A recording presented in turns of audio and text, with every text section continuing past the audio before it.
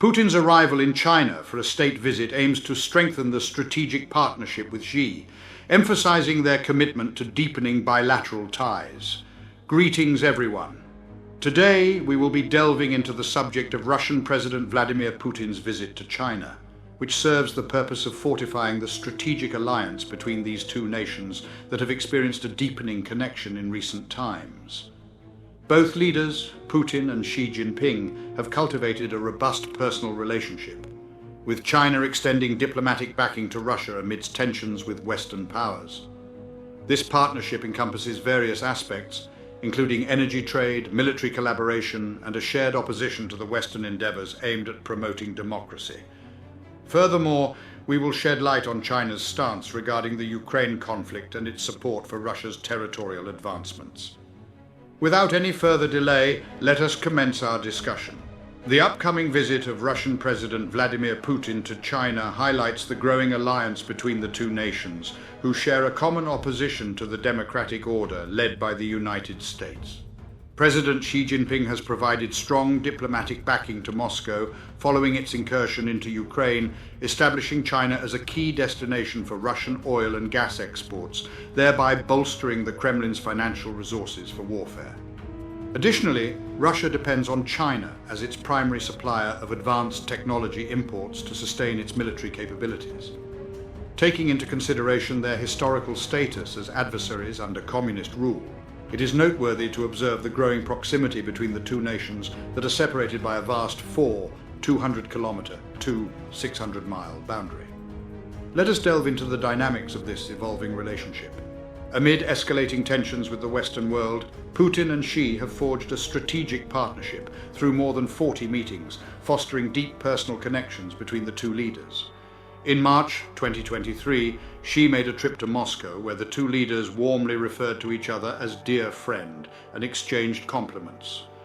Later in October, Putin visited Beijing to attend a summit focused on China's Belt and Road Infrastructure Initiative.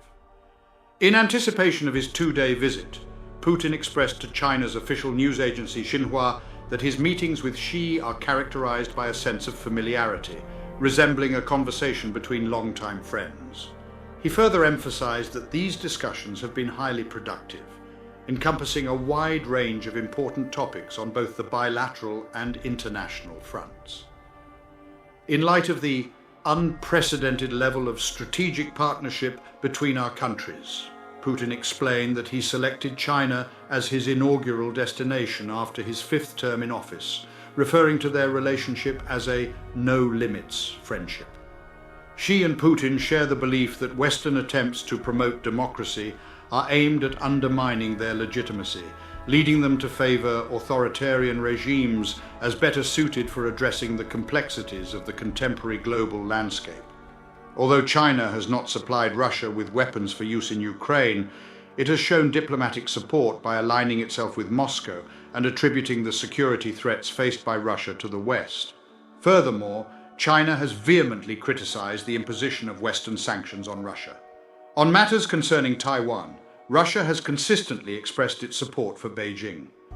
Following the cessation of oil and gas imports from Russia by Kiev's Western allies, China has emerged as Moscow's primary consumer of energy resources. As a result of sanctions limiting the availability of high-tech supplies, China has taken on the role of a leading provider of machinery and electronics to Russia.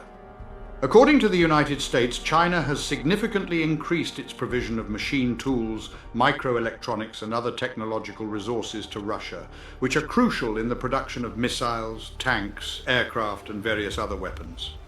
In 2023, US assessments indicate that Russia received approximately 90% of its microelectronics and around 70% of its machine tools from China. During his recent trip to Beijing, US Secretary of State Antony Blinken emphasized the significance of China's support in Russia's ongoing assault on Ukraine, stating that without it, Russia would face considerable challenges. Blinken further conveyed to Chinese officials that if China fails to address this issue, the United States will take necessary action. In the midst of their deepening alliance, Russia and China have engaged in a series of military exercises in recent years. These joint operations have encompassed naval drills and the deployment of long-range bombers over the Sea of Japan and the East China Sea. Furthermore, both nations have conducted joint ground exercises on each other's soil. According to Putin, Moscow has been providing China with exceptionally classified military advancements that have greatly enhanced its defense capacity. This includes a cutting-edge early warning system designed to detect ballistic missile launches. Previously, these ground-based radar and satellite technologies were exclusively utilized by Russia and the United States. During the month of November, Russian President Vladimir Putin proposed the idea of enhancing collaboration between Moscow and Beijing in the realm of military satellites and other defense-related technologies.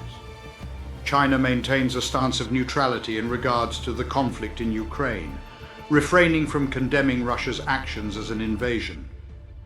Instead, Beijing attributes the hostilities to Western influence and vehemently opposes economic sanctions imposed on Russia. The West and Ukraine promptly dismissed Beijing's 12-point peace plan, which mirrored Moscow's positions and aimed to solidify Russia's territorial acquisitions.